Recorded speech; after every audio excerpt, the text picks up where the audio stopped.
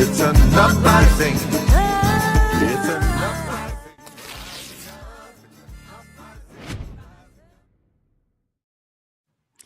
Hello, everybody, and welcome to the Green Live Stream. I'm your host, Edie Arndell, with my co-host, Mr. Scott Free. Hey, everyone. And we have a very special guest today. Welcome, Mr. Butch Ware. How you doing? Doing really well. Great to be here with you guys. Yeah, thank you so much, Butch, for coming on to the show. Yeah, happy to do it. So to give a little rundown for our audience, which most people, if you're green, you already know who Butch is. But for the people that aren't familiar, this is from his website. You are a public intellectual, activist, artist, and organizer supporting communities across the country and around the world with a mission to build sustainable, just, peaceful alternatives rooted in African, Indigenous, Abrahamic, and alternative traditions. Your career, you are associate professor at University of California, Santa Barbara. You were the U.S. vice presidential candidate with the Green Party in 2024, and now you are taking on California. You want to be their governor. Yes, Absolutely. absolutely. So your campaign's a little different. You're focusing on mutual aid, direct action, and electoral politics as well to challenge power. And I like to say here, we need all the tools in the box. Absolutely. Yeah, I mean, so my belief is that electoral politics is just one of the avenues that we have to restoring community power and to healing, what decades of exploitative corporate politics have done to communities. So mutual aid and direct action are critical components of the campaign. I believe that the Green Party is right now the best situated political party to strike at the duopoly. We have the best electoral access. We finished third in the last presidential election, or the third largest party. But I don't believe that any party is as big as the movement. And what my goal is through running this campaign, aside from winning in the state of California, is to try to help to actually build Green Party strength so that people can see this as a political party that is capable of delivering on the goals of the broader movement. And for that, we have to show up for communities, not just saying, this is an issue that affects your community and this is my platform, come vote for me. That's an instrumentalist, exploitative, it's a colonizer relationship with voters, right? And it's transactional. Yeah. And that's not why I'm doing running for elected office. That's not why I accepted the invitation into public service. The goal instead is to connect with those communities and organizations that are doing the work of liberation, mutual aid, and direct action on the ground, and say, here's a political party that you can use to help vehiculate, sorry, I'm thinking in French today, but to help vehiculate your desires and aspirations for liberation. Because my personal vision is that, as a historian, right, is that political party organizing has played a critical role in every successful revolutionary transformative movement. So the aim is to help channel community energy from mobilizing into organizing by utilizing the Green Party as a weapon of true resistance. Because right now, we know that as we see, kind of red fascism on the rise, we know Team Blue is not offering any opposition or resistance to that. We need an actual opposition party. Right now, the way that Team Blue and Team Red, their division of labor is one steals, the other holds the bag. So we have to build a strong political alternative and develop power and return that power to the people. Absolutely. Yeah, I wanted to, one of my favorite quotes that I hear that you say all the time is from Kwame Ture. And what I found so interesting is that, I'll let you say it because I'll get it all wrong. But what I like is just how much it feels for the Green Party. The fact that, people say, oh, electoral politics. Why do you want to get involved in electoral politics, right? That's kind of the uncool side of the left, right? And I'm sorry, I've been watching a lot of your things on YouTube, and you were absolutely right to avoid the left-right dichotomy. So I will stop doing that because no, I mean, you make good points about that. But anyway, I would love to hear a quote that you use all the time from Kwame Ture about electoral politics. You're talking about the mobilizing, Just that it's the most revolutionary thing to do. Yeah. No, go ahead. Oh, no, I'm going to mess it up. But no, it's just the most revolutionary act is to be involved in electoral politics because this is the concept, not the quote. Yep. Because, it is fantastic to take on an issue and work, and we need that everywhere. But what electoral politics does is allow us to fight the system that Correct. all of those issues.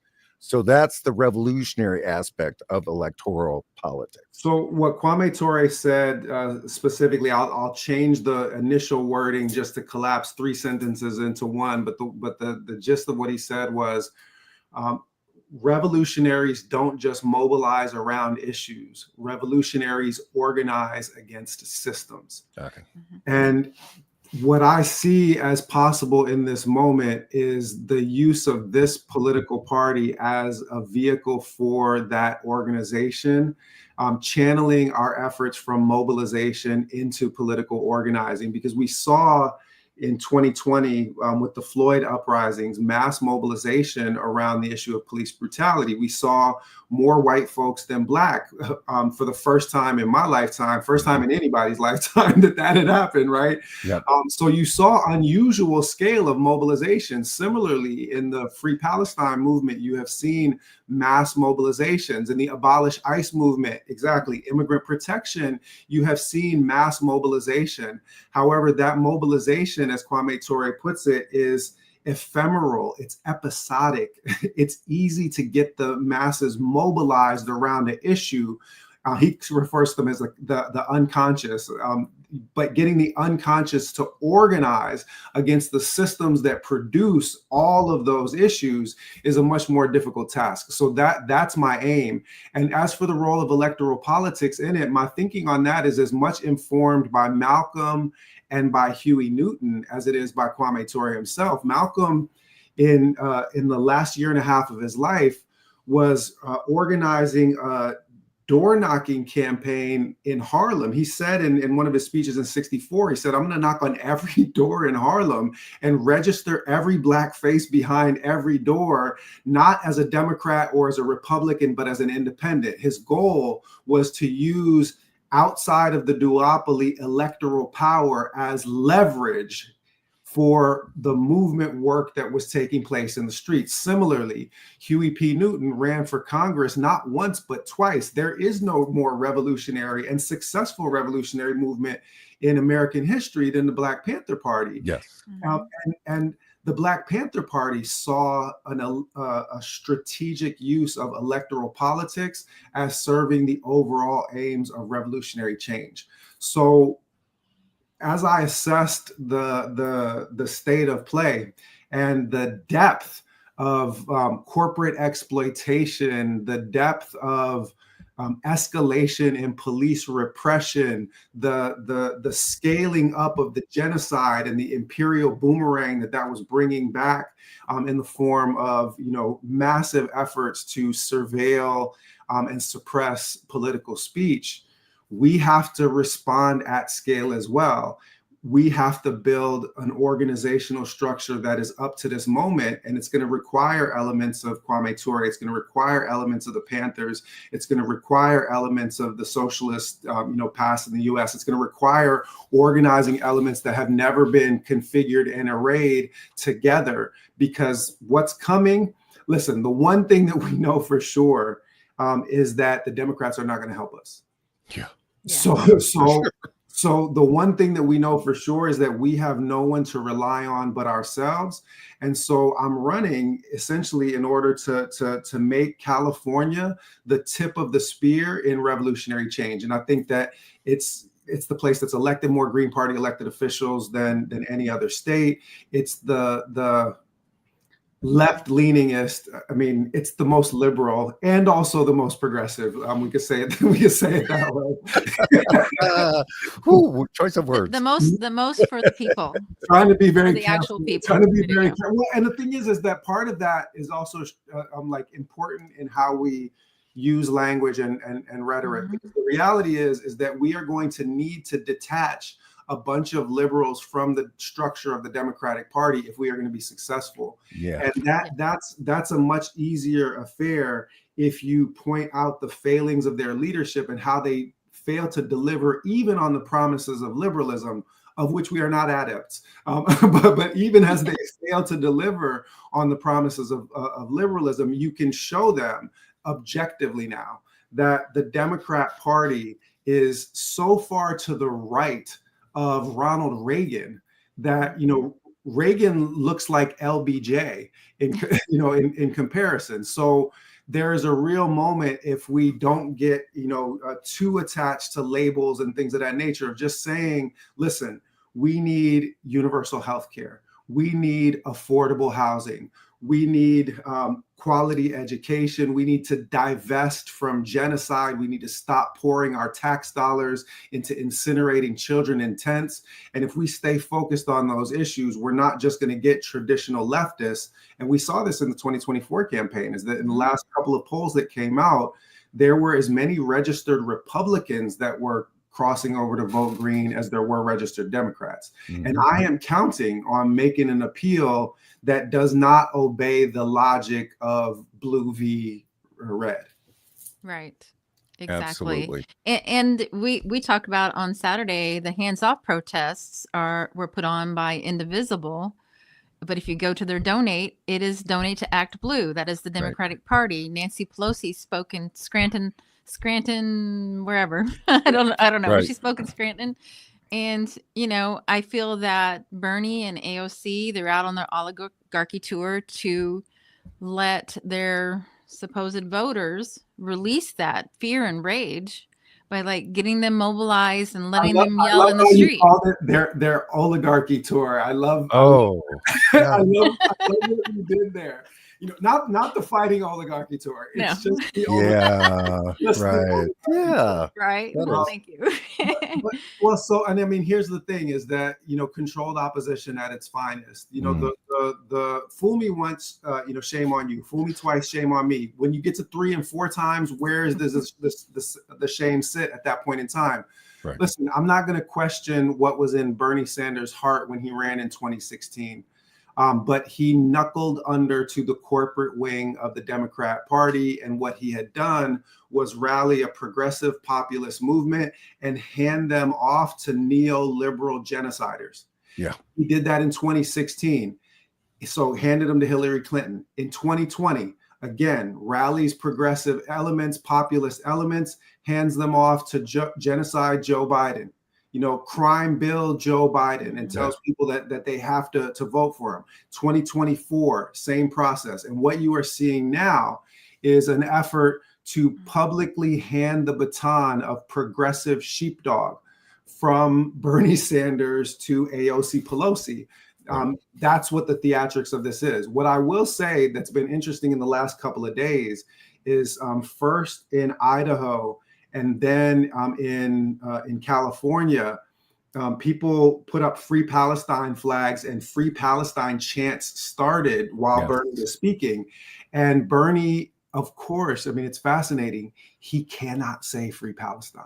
Yeah, no. He cannot say it because he, is a liberal Zionist. Yep. And unable to pronounce those words. So he has to put his head down, awkward silence while they pull, Free Palestine flags. And in Idaho, you're talking about a 90% white audience. Yes. Liberal audience screaming Free Palestine. So that's how you know that there is an energy that we can tap into. And the Democrats will not do it because they are beholden to those corporate interests and unable to speak the truth. Their tongues are clipped, their hands are tied. And even on stage, in front of 35,000 people, he says, Israel has the right to defend itself. He said, astounding. He said, Israel has the right to defend itself against terrorism, is what he said. to make it, Right. like we used to say back Use home, the code word. that much more worser. Oh. It was. I mean, it's obscenity when you It when you look at armed resistance to occupation. And listen, I never condemned armed resistance to occupation because Right. I understand international law. Two, I do not consider it a mere right to resist illegal occupation. I consider it a responsibility. Yeah. That this is actually a minimum moral requirement, is to resist. But let's say you could give someone a pass on October 10th or 11th of 2023. I didn't give any passes. I said that this was the modern equivalent of Nat Turner's slave rebellion. And I said that within a week of October 7th. But if you were giving someone the benefit of the doubt, that benefit of doubt does not extend until April 2025, when Gaza has been reduced to ashes and a population has been decimated, when aid has been stopped, and children are starving, when snipers are shooting children in the back of the head, journalists in the back of the head.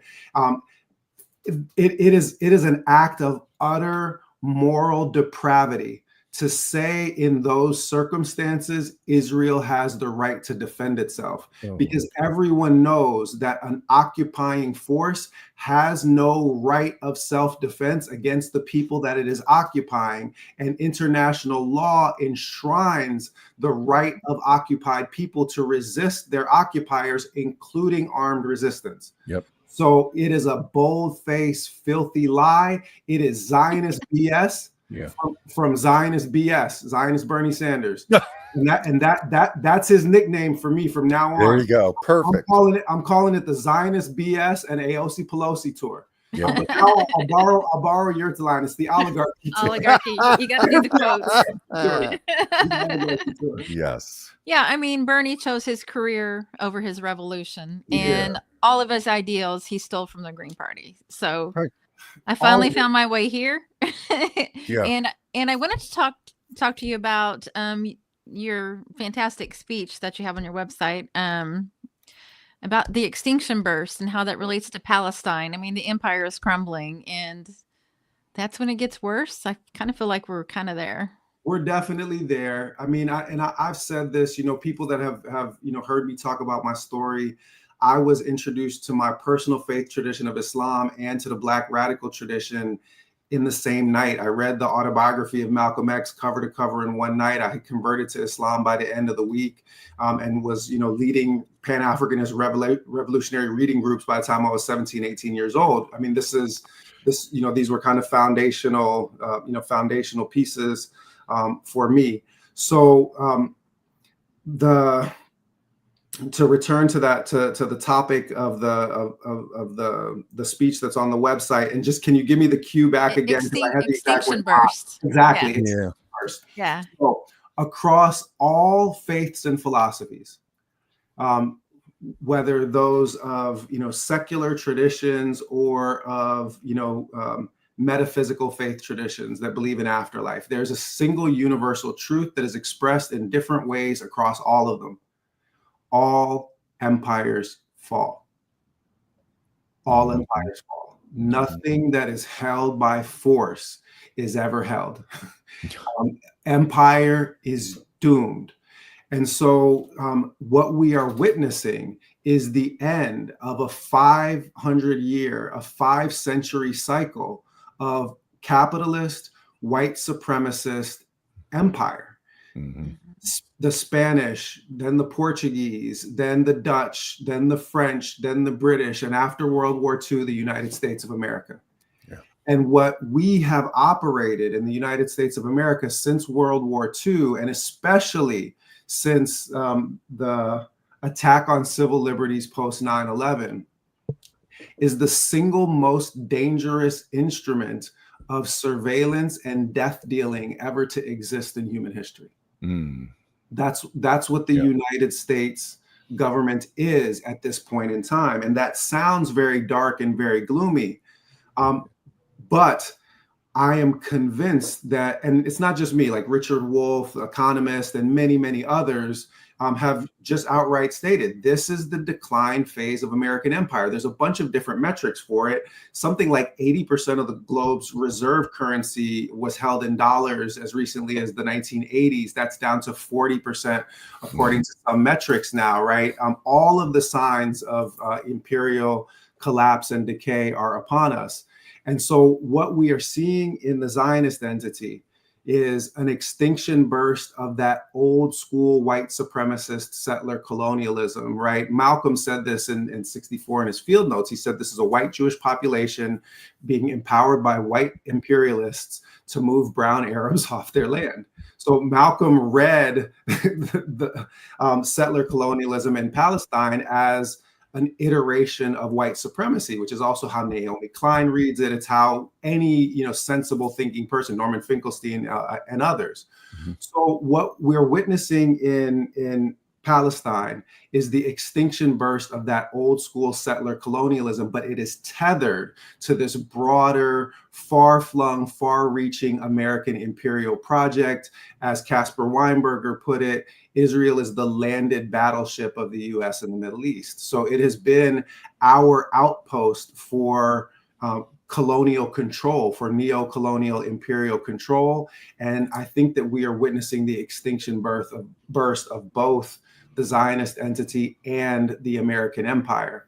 The argument that we made, and I'll try to be brief on this part, in the 2024 presidential campaign, and the argument that we're making as a party, I think, going forward, is that rather than desperately trying to cling to a dying empire and just continuing to throw our tax dollars onto a bonfire of our humanity and of our wealth, right? We're burning $1 trillion a year on the military industrial complex, and the benefits of that are going to a tiny handful of corporations. Yeah. That the American empire is doomed. Will the republic survive the fall of its empire? And the argument that we could is based on the idea that if you utilize those resources to fulfill the basic needs of the residents of the United States of America, instead of using them to try to exert full spectrum dominance, as they did call it, across the globe, then there's actually a chance that we can, build a United States of America that actually meets the needs of all of its residents, that undoes some of the wrongs of its past, that restores land back to indigenous Native Americans, that provides restorative justice, that provides reparations, that guarantees basic dignity and opportunity for work and health care and education and housing to all of the people of the United States of America. That's what we're trying to build. Yes. And it has to start somewhere. So why not Cali? Yes. Exactly. I mean, you get California, Illinois, and New York, the Dems are done. They're finished. To be honest, any one of those three and the Dems are done. I mean, if we break one governor's mansion, they're finished. If we break one Senate seat, they're finished. It's really that close. They're going to go the way of the Whigs, the Whig Party. Mm-hmm. In the 1850s. That's what's going to happen to the Democrats. Yeah, no, there's no doubt. Genocide has exposed them. I mean, this has been.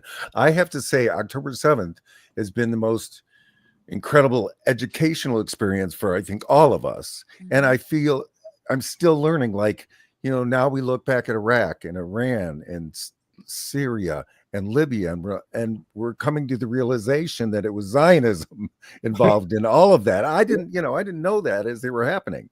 And now we're kind of learning the big truth of what's been happening. And, it is true. We are collapsing, and, our government, along with Israel, we are combining in the collapse. Yeah, and I mean Germany is playing a pretty significant role. In the United Kingdom, Australia, basically all of the former white supremacist colonizing empires, they're still on the same team. Yeah. Right? Like we used to do back home. Their logic is this over this, right? That's their logic is white over brown, and so they're all playing on the same team. I mean, we've seen some signs from the Spanish government has done some important work. Of course, the Irish stay 10 toes down against imperialism. God bless them for it, because they got a taste of British imperialism before it was even racialized. So they know what this story is all about. But yeah, for the most part, it is a collusion between white supremacist colonizing powers, and the global South has made clear that they're finished with this project. Right? You've got BRICS, being established. The de-dollarization of the global economy is happening, whether people like it or not. In West Africa, where I did my PhD research, you've now had Senegal expelling the U.S. military, French military. You've got Niger, Mali, Burkina Faso under Ibrahim Traore, who are just opting out of the Western imperialist framework altogether. And certainly that the future is actually a post-imperial future. Yes, absolutely. I did want to mention that there's also the aspect of the military recruiters being in our high schools, telling our young people a bunch of BS that you're going to get A, B, and C, and you get there and they just use you as cannon fodder. And a lot of those people have their lives ruined. I mean, that I've had that in my personal life with my son. It's hard to come back from being in a war, especially when the system doesn't allow you to heal. They look for excuses to push you out and deny you benefits, just like they do in the private sector. And I just learned that they fired 80,000 people from the VA. Right. Yeah. Yeah. Privatizing the VA. Yeah. So on that point, I've said this before, but I'll say it again here. We have entered the strip it down and sell it for parts stage of American empire. That's all that's taking place right now. They are cashing out everything that they can. With respect, to that, the exploitation of veterans. So I have two grandfathers that both served this country. One white, one black. Guess which side of the family is buried at Arlington National in Virginia? I don't have to guess. You don't have to guess. They both served this country. This country served them very differently in return. And I actually made an Instagram reel that I never posted during the campaign, where I was at Arlington National visiting the tomb of my grandmother on my mother's side. And what I said when I was walking between those headstones was, whatever you think of American empire, in World War II, those soldiers could be sure that they were fighting against evil, whether or not you knew if they were fighting for good. You follow me? Yeah. I do. Yeah. They were absolutely fighting against evil, even if you don't know for sure that they were fighting for good. Yeah. Well, that was the last time that was true. Yeah. In every subsequent military conflict, the United States of America has been manifestly on the side of colonialism and evil. It has been on the side of fighting against the people's rights for self-determination. That begins in Korea, extends through Vietnam, the assassination of Patrice Lumumba, the 80+ juntas and coups that have been staged across this planet in order to try to destabilize the globe to facilitate American extraction. That day is finished. And we have to have the courage to look to a better day that's beyond this one. And by the way, I'm infinitely hopeful, actually, in spite of the darkness that we are in, that humanity can outlast this sickness that is white supremacist capitalist empire. Like I actually think that we as a species are capable of better than this. And that if you just look, for example, at technological gains that have been made in the past couple of decades, if we had a different structure of organization to our economy and social life, and the goal was not to provide maximum profit for a small number of CEOs, but to provide maximum benefit for humanity, everyone would have everything that they need, and we would be working about 4 hours a day each. Well, just like the Yeah. Jetsons, you No, know, there you go. the Jetsons was a That's our goal. promise that we kind of like reneged. You say Jetsons, I say Star Trek. It's fine. We're good. Oh, I'm a Star Trek Yeah. person too, but yeah.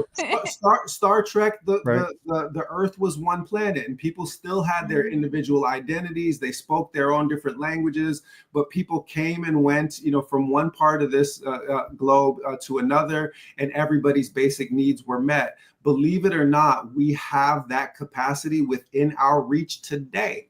Today. But it cannot be achieved with this kind of extractive, exploitative structuring of our political systems and our economic systems. And the United States of America could absolutely and utterly change the course of world history if it ceased being a force of evil in the world and became a force for good. That's why it becomes a nation among nations, right? That's it. Yeah, I love the quote. I don't know who said it. China hasn't dropped a bomb in 40 years. We've dropped a bomb every day for 40 years. And that is that's the difference. That is, unfortunately, that is our industry, is bombs and death. And yeah, we need to move away from that industry. We have to. I'll tell you the moment that Jill had my interest in, that I knew that she was the real deal. And I got the call to run, as a VP candidate, literally 24 hours after I hosted an Instagram Live with her. And in that Instagram Live, I asked her, I said, look, we know you're down for free Palestine. I checked you out with my, Palestinian American and Palestine-based activists, and they say that this is the best party platform for Palestinian liberation that's on the ballot. So I said, I'm not going to ask you about Palestine. I want to ask you about your overall vision for American foreign policy. And Jill looking at me through the phone screen says, well, the goal is to dismantle the American empire. And I was like, okay, now we're talking. and I said, hello. Yeah, exactly. And I said to her, I said, yeah, you better hurry up and do it quick before somebody else does it for you. Yeah. Because if you do that voluntarily and utilize those resources for the betterment of the society, rather than having somebody rip empire from your cold dead hand, right? Yeah, right. With an economy in shambles, with fascism, fully unfolding on the American population. Those are two very different looking processes, and we've started to see, that America to this point has taken the latter option. With all of the attendant, consequences. Yeah. I did want to mention that we are trying for 500 subscribers on our YouTube channel. So if the 55 people that are watching, if all of you subscribe, I think we'll probably make it. Yeah, we would definitely make it. If you're not already there, or share it with a friend, because Butch is worth sharing. Yeah. And we want to make sure that we're getting donations into Butch's campaign. So we have the link in our banner of how you can donate to Butch's campaign, because this is a really important campaign. This is the campaign of the Green Party right now. We need to make this happen. And we've talked about early on that this is our time. Yeah. This is the time when we have to build the Green Party, and fast. And I feel like it's happening in Illinois. I think we're doing a fantastic job here, but it absolutely has to happen across the country. We have to build the Green Party and get the infrastructure ready for 2026 and 2028. You're seeing it happen. There have been a number of Muslim American caucuses founded, Arab and Muslim American caucuses founded. You've seen a lot of the energy that has come in from the Free Palestine movement that infused new life into Green Party structures. You're starting to see, the kind of committed, engaged party builders stay on past the election and just do the work of, starting to build chapters. I'm taking my campaign as essentially one of the most important theaters and laboratories for the development of the Green Party, because we're going to need to build a block by block infrastructure to facilitate voter turnout in order to be successful. And with all, putting all the cards on the table, speaking candidly, that is something that the Green Party has not successfully done in the past. We have the best policies for working people, but we haven't been a working class party. We have the best platform for Black liberation, has not been a Black people's party. We have, do you see where I'm going with this? Yeah. And so this is an incredible opportunity for us to capitalize on that momentum and to build those relationships. And I know that it can work, because even with the limited resources that we had in the 2024 electoral cycle, we were able to flip the Muslim American vote. 53% of American Muslim voters voted for the Green Party. Unheard of. Historic. Absolutely historic. Absolutely historic, and has gone almost completely unremarked, because the media does not want people to talk about it. Brianna Joy Gray has spoken about it a number of times. She said, look, if the rest of the nation had the same moral compass as the Muslims, we would have the government we deserve. Absolutely. Absolutely. And so this is crucial, because it shows that with targeted messaging and relationship building in a specific community around the most central issues of importance in that community, you can take a group that voted 2/3 Democrat for the last 60 years and flip them not to the other party, but outside of the duopoly altogether, to lead an exodus from the blue and red fascist state. So I am very confident that with that same kind of targeted messaging and outreach in African American communities in the state of California, in Latino communities throughout the state of California, that we are going to be able to make similar kinds of gains in those demographics. And I would say once that starts happening, the people that voted for the couch, so to say, stayed home, we will be giving them something to come out and vote for.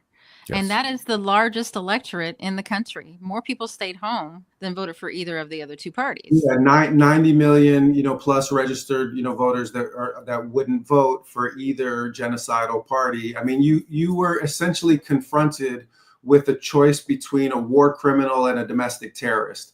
Yeah. And under those circumstances, great choice. A lot of people just said, "Nah, I'm gonna sit this one out," and who can blame them? But that is indeed the case, right? That I'm making is that I think that there were probably something like 15 million, ordinary, usually Democrat voters who could not hold their nose and vote for a genocider. Yeah. I think that there's a similar number from Team Red that did hold their nose and vote for a white supremacist, but if presented with a viable alternative that was not the Democrats, would happily disassociate themselves from Trump. Because most of them, unlike the Democrat propaganda about Republicans, I hate to break it to the average liberal, but your average conservative is no more racist than your average liberal. And that is a very, Malcolm, taught us that. Malcolm said the white liberal is a fox. It bares its teeth. You think it's smiling, but you are on the menu. The white conservative is a wolf. When it bares its teeth, it's in a vicious snarl that leaves the Negro with no illusion as to where he stands. Yes. We are caught between two predatory parties. And so what I think that a lot of those Trump voters, why they were coming to us in the last days of the campaign, was because basically I think that they don't see a difference between blue criminals and red criminals, and all other things being equal, would rather pay lower taxes. Yeah.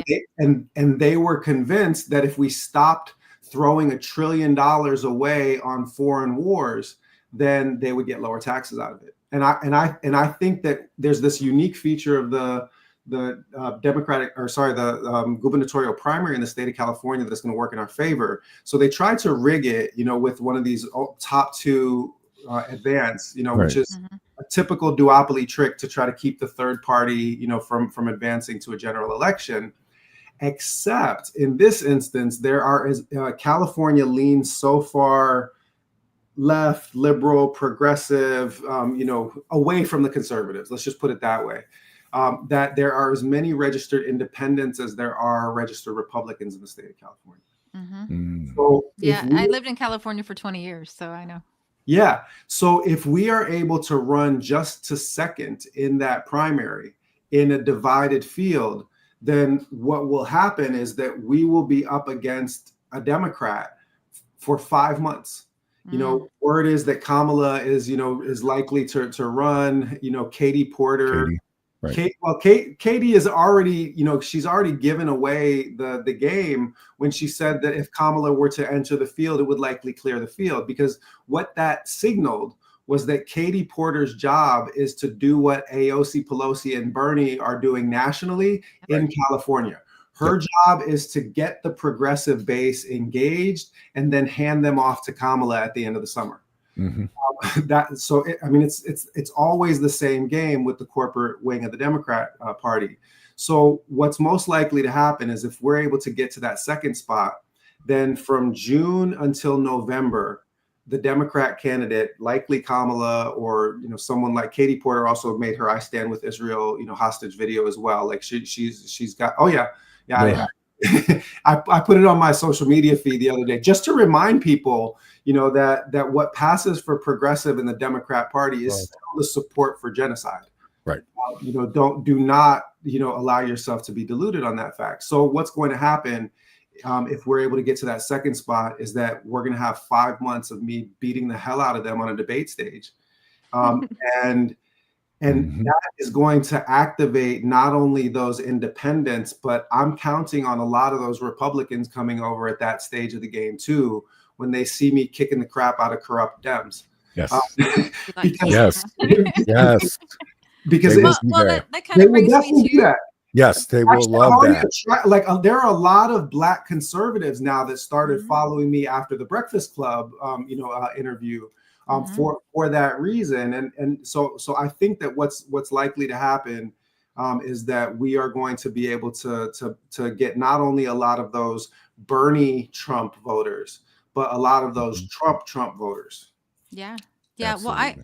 Well, I'm on your email list, and you put out a post about homelessness in California, that a Democrat thinks it's okay if students live in their car. Oh God, yeah, I saw that.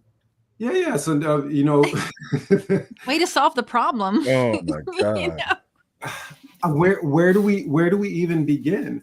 So it's such a massive problem. I mean, I teach at UCSB. It's a massive problem in our student population here. Homelessness in the student population, and they're basically passing regulations that will basically make it legal for you to sleep in your car. So you are not going to be arrested for vagrancy like those regular homeless people. Yeah. You're going to be allowed to stay in your car. It's a privilege. Congratulations. Yeah. And this is so typical, right? I mean, so there's $2 billion+ that was allotted for homelessness relief that have not been able to pass audits in the state of California because the Democrat Party uses the state budget as the piggy bank to maintain a mafia patronage network. They just pass out contracts to their friends. This is why, tens of millions of dollars, hundreds of millions of dollars get earmarked for homelessness relief. Nothing happens. And then Gavin Newsom just ends up doing homeless sweeps and locking everybody up and introducing vagrancy laws as though criminalizing poverty is the solution to homelessness, rather than the obvious solution to homelessness, which is universal health care, including mental health treatment and affordable housing. Yeah. Those two things. It's really kind of simple. It's really kind of simple. But the thing is there ain't no money in that for the corporations. And so therefore, there's no interest in that at the level of the Democrat Party. This is the way that they have, run their machinery in the state of California. And man, give me a clean shot at them, in ads and on debate stages where it's just a one-on-one contest between the Democrats and the Greens. We know how that can go, even without the kind of media apparatus. think it was Matt Gonzalez back in 2003, maybe, ran for mayor against Gavin Newsom in San Francisco, got 47% of the vote in that mayoral election. So almost ended Gavin Newsom before he started. That would have been great. Yeah. We would have all been the better for that. But the point is that California absolutely can and will elect green elected officials if we run discipline campaigns, if we fundraise. I see you got the donation link in the feed. We don't take no corporate money, so people are going to have to kick into the kitty in order to get this done.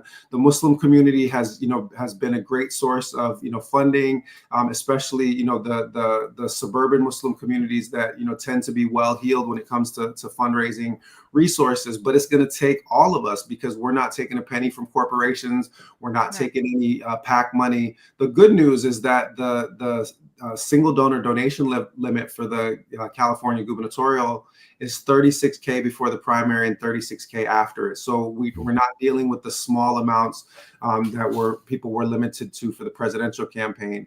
And because of that, we've been able to raise good money so far. Good. Well, Excellent. and I would say to our audience and anyone that sees us in the future, if you want things to change, you have to do things differently. And this is the piece that's different because of the money. The money has corrupted both parties. They do not pay attention to what the people want. They owe their fealty to the donors 100%. and not the people.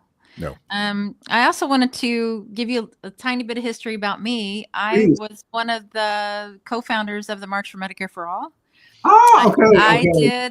I talked to Sharif Snuggs in New York. We got on a Zoom and we just said, let's do some marches. He wanted to just do DC. I said, I live in San Diego, not traveling. So let's do like the Women's March and just have it everywhere across the country. And then it turned into 56 marches across the country. Sabby Sabs, I think she did Boston. Yeah. And Kit Cabello did Chicago. Mm-hmm. And it really turned into something. I was in LA, but doing that plus working full time, I kind of had to like relax a little. So I just wrote in the following band. But they defeated us again. And we had CalCare, we had their presence there, even though we were pushing for, national Medicare for all. And by the way, Sabby, if you're listening, you're right. I personally emailed every single person in Congress and invited them to each march in all of the states. We got one reply from Pramila Jayapal and one person, Cori Bush, that showed up in DC. That's it. That's it. Yeah. And of course, California has a long history of single payer and the machinations of that, if you want to go to that. Well, so that was actually exactly where I was going to go. But after first taking a detour through Midtown Manhattan, and Brian Thompson, the United Healthcare executive. Okay. Yeah, go there. Being de-brained in Midtown, and the overall response of the American populace was, Yeah. And the reason, and that's across the ideological spectrum, from leftist through, fascist. Frankly, everybody hates those, healthcare executives, because that's not healthcare. That is a middleman rent-taking class whose job it is to deny healthcare so that they can produce an artificially created profit margin for an industry that should not exist at all in a free society. Nope. And now to California, in characteristic Democrat fashion, the Democrats actually did pass single payer healthcare when Schwarzenegger was governor, because they knew he would veto it. And then as soon as Democrats are in power, they always end up a vote or two short, just the same way that Manchin and Sinema are always just somehow, like Trump can literally just send people, like he can blast people to prisons on the moon, apparently, and nothing can be done to stop him. But, Joe Manchin and Kirsten Sinema somehow just always keep anything from happening. It's feigned opposition. Yep. And this happened time and time again. The most recent time, 2022, the insiders say the votes were there. Single payer was passing in the state of California, and the insurance industry laid $1 million down on the Democrats, and the votes disappeared overnight. And so what we are dealing with is a state that has already expressed its wide preference for single payer healthcare, for universal healthcare, and which in point of fact is already paying most of the healthcare costs in the state of California right now. Under the current configuration, with all of the excess that goes to the insurance companies, taxpayers are still in this private insurance environment. Taxpayers are paying 70% of the healthcare costs in the state of California right now. 70 cents on every healthcare dollar is footed by the taxpayers. And I want you to put that number next to another one, which is that 30 cents on every healthcare dollar spent nationwide is spent on the insurance companies and the paperwork class that lies between the people in the service. So I'm no mathematician,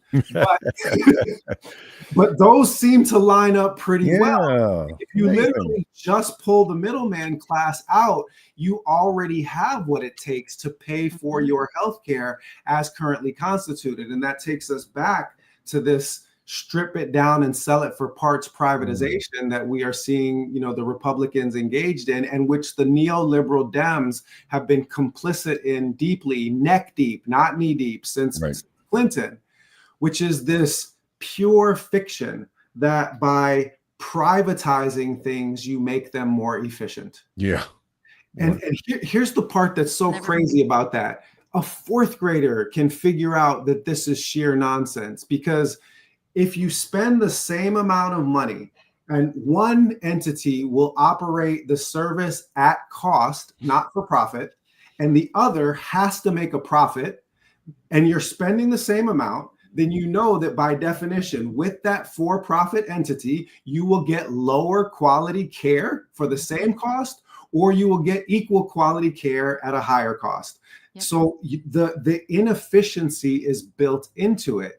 And that privatization narrative is part of that broader neoliberal Reaganomics, the trickle down economics, which it is trickling down, but it ain't. It's not prosperity. Not prosperity. That's not what I feel. They used to call that, they piss on our heads and call it rain. Right. They used to call it rain. What a lot of people don't know about that trickle down economics is that the late 19th century, again, me being a nerd historian and everything, is that the late 19th century term for this. So first of all, it was widely ridiculed in economic circles, because everybody knows that when millionaires and billionaires get tax cuts, they don't invest in poor people, they just buy boats. That's number one. But it was actually called at the end of the 19th century horse and sparrow theory rather than trickle down. And the idea was that, so you stuff a horse with so many oats that its stomach can't digest them all, and it craps them out, and then the sparrows can come and feed on the feces. That about sums it up. Doesn't it though? It really, they were way more creative back then. I got to say, way more creative. I mean, I will say, as a historian, 19th century English is language usage. Like when you read Frederick Douglass and stuff, it's like, man, these guys were really going in with the English language. Like they were doing it. But I mean, just look at that, right? Instead of just taking a small handful of oats and feeding the sparrows, you are, gorging these fat horses and, causing the rest of us to pick through the feces in order to get our basic needs met. And that's pretty much where we are, whether it's number one trickling down or number two that we gotta, pick through. It's all an outhouse. Yeah. Well, I would like to bring up two things. There's one book that kind of demonstrates that theory, Hugh Howey's Wool. I don't know if you've ever read that. It's science fiction, but it's about a silo. I think it's made it into Silo on Apple TV, right? Yeah, the book is fantastic. Yeah, but it makes the hierarchy of our system real by stairs. They could have put elevators in, but they chose not to because they wanted it to be hard. And the other is an excellent movie that really drives it home. Not for the faint of heart. It's called The Platform. It is a Spanish movie. Okay. and it is about people that are in this prison. And when, either on your own, like some people volunteer to do it, which I don't quite get, but I guess they're tired of life. I don't know. But you get to say what you like to eat when you check in. And the platform starts out at the top and people gorging themselves, and the people on the bottom starve to death. And you never know where you're going to wake up, if you're going to be at the top or down to the bottom or in the middle. Yeah, it's an excellent representation of the capitalist system. Yeah, right. So absolutely good. I'm such a fan of books and theater, like, and movies. Yeah, and I mean, if we want to bring it back to California in a similar, vein, the late great Octavia Butler, her works of fiction, were incredibly powerful. Representations. Parable of the Sower, basically talks about, the environmental breakdown, the collapse of society, armed bands essentially responsible for self-defense. She all she did, was look at the current course and rate of speed, and tell us where we're headed. I will say this, that I mentioned in a few different venues that, practicing Muslim, converted at age 15. And I find a lot of inspiration in the Quran. The Quran, as a document, never issues a warning without issuing a similar glad tiding. It's always trying to balance hope with a clear-eyed assessment of the risks of the situation. Yeah, right? Lest people get plunged into despair. And so the word of hope and the glad tiding that I would offer is that, as Malcolm put it, we are not outnumbered, we are out-organized. Yeah. We actually have all of the people and all of the resources that are necessary to set this situation aright. We simply have to actually take the organizing action and build the structures that will allow us to have the power that is needed to resist. And that's what the political party organizing is for. It's for us to develop that real power and to build a new kind of community and coalition, one that has not yet existed, frankly, in the history of the United States. So our work is not going to be easy. But it is absolutely possible. People have engineered successful revolutionary movements with so much less than what we have. The problem is that many of us have internalized our oppressors' estimation of our capacities. We believe that the empire is unbeatable, as opposed to believing that the fall of the empire is inevitable. Yes. And so another one of Malcolm's, great lines was he said, never let your, so this was again about being outnumbered. He said, never let your enemy tell you how many of you there are. And then he continued, never let the man that you are against form your opinions for you. Yeah. They're projecting this image that resistance is futile. But if resistance were futile, they would not be so desperate and sending all of these cops and deporting students. They know how fragile it is. Yes. They know that the people united will topple these tyrants. And I see you saw that Star Trek reference there. I did. I'm a huge Picard fan. Love him. I've watched that entire series many, many times. So. Yeah, I've watched it at least a couple of times myself. Yeah. Well, then I'm going to call out to everybody watching, and we're not going to say how many numbers there are, but I want everybody, please get involved in your Green Party, whatever state you're in. Check the website, reach out us here in Illinois Green Party, ilgp.org is our website. And yeah, that's what's important. And this is the time, I said that before, but we need to get active and we need organization. We need people communicating Green Party's ideas, put us out there, get us out in the ether, make sure that you're sharing things and letting people know. We have conversations all the time about how we are changing people's minds, hearts and minds, right? That's what it's about. And, wherever you are, if you are somebody that is committed to making organizational systemic change, consider running for office, consider running for a state office, consider running for a local office. We need to, one of the best ways to kind of galvanize energy is around a concrete electoral aim. Organizing can be diffuse and feel not as urgent when there's not a timeline associated with the organizing.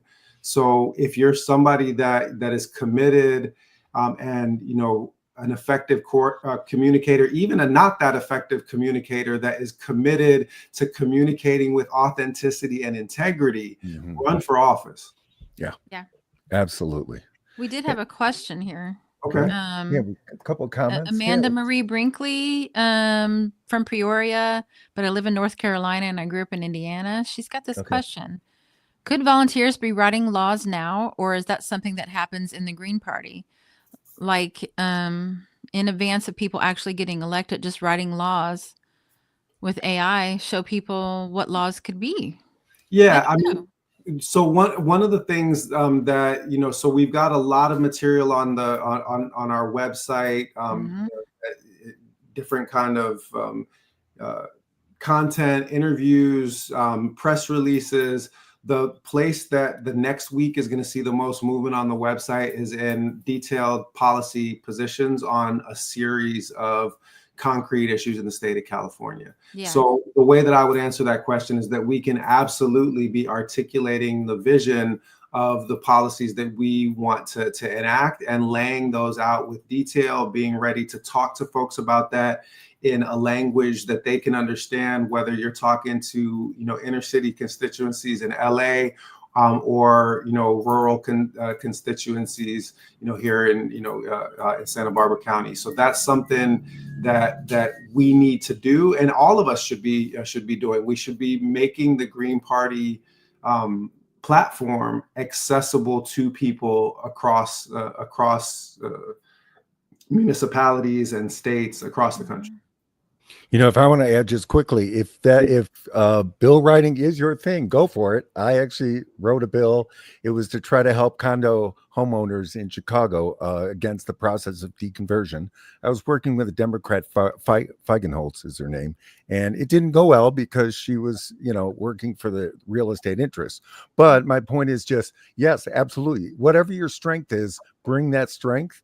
Because, certainly the Green Party needs every type of talent that is out there. And please. And I think the most important thing is to make a contact with someone in the Green Party and get started to be involved. 100%. Yeah, and if you don't see it, create it. That's what I would say. Because that's what I did when I joined. I've been here like 7-8 months, and Scott and I working together created lots of things. So we're at time.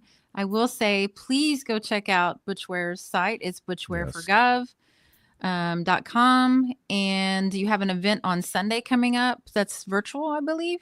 I've got so many events coming up. Yeah, I know. I just saw that one. In person, it's all on the website. Oh, you're at like a car wash or something, right? Oh, yeah, that's in 2 weeks in Oakland. Yeah. We've got a whole Bay Area, visit set up, over 4 days. We'll be in, Oakland and Palo Alto. We'll be all over the place. If you're in the Bay Area, come see us the weekend of the May 2nd to May 5th. The website, we keep people, updated. I'll just say, if you're not in a position to donate, volunteer. We've had, I think, close to 500 volunteers now registered through the website. We've got a volunteer coordinator who is literally like doing intake interviews with all of the new volunteers to put them in the place where they can best, serve. You do not have to be in the state of California to help this campaign. So if that's something that you're called to do, jump in and do it. Yes. Yeah. Alexandria says, amen. No excuses not to do something to help. I'm 27 and unemployed, but I'm still running because I know in my heart our cause is what's good. Yes. And Alexandria is running in District 10 in Illinois, so we are excited to start working on her campaign. I'll tell you what, let's get a visit scheduled to Illinois. We'll come through and we'll promote your campaign. Yes. Oh my God. Yes. Yeah. Absolutely. So Well, we'll wrap it up because I know your time is valuable. And if you can hang on for just a second, we have a quick question for you. But I just want to thank everybody for being here. Please like, subscribe, and share this. We've got 98 people watching. That's amazing. And maybe we can get to our 500 goal. Yes. Today. Oh, and we just thanks hit 100. everyone for coming in and spending time with Butch. Thank you so much, Butch. This has been fantastic. It was my pleasure, guys. Thank you. Thank you. Okay. See you guys on Saturday. Bye-bye. Yeah. An uprising, we're rising up. It's an uprising, we're rising up. It's an uprising, fight the power. It's an uprising, fight the power.